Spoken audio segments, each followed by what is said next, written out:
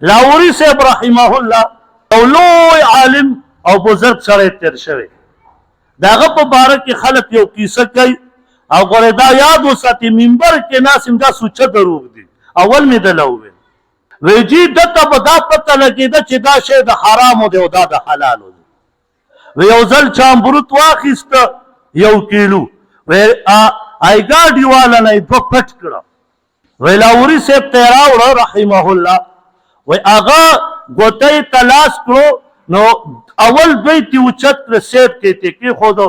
نو چې چا ورته وایي چې جي تا هم تقسیم کوې دا حرامو دي دا داسې معلومیږي دا چا پټ کړي نو پیمان یې ووایه اول د ګاډي نه دې پټول څنګه خو ته 2 کسان وای اوس کیلو دې ترې واخیسته نو په کیلو کې دې 2 څنګه پټ دا خلکو ایمان راوړی بس خلک یې مني او په منبرونو یې خلک بیانوي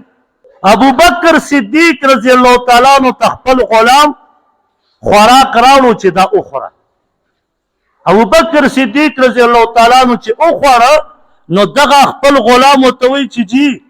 تاسو یې ما نه تپوس ونه کړ که نه چې دا شی ما ته کوم ځای نه راوړی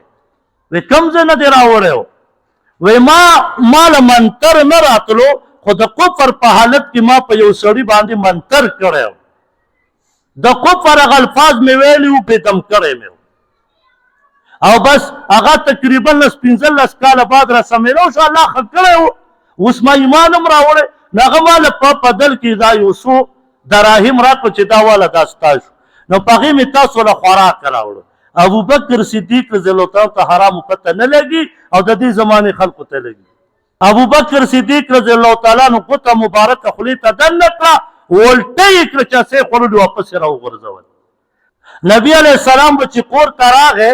او کور ته به راننوته نو تپوس به یې کو چې دا خوراک چا راوړی دی د کوم ځای نه راغلی دی نو چې چا به ورته ویل چې د الله پیغمبره دا صدقه ده نو نبی علیه السلام به نه خوړه نبی علیه السلام ته پته نه لګېده چې دا خوراک د صدقې دی او که د تحفې دی او د دې زمانې خلکو ته پته لګي اصل کې چې دا رد کوې که نه دا زړه غواړي او چې رد دې ونه که ګوره ما خو درته وویل لاهوري صاحب لوی سړی تېر شوی خو خلکو ورپسې دروغ کیسې جوړې کړي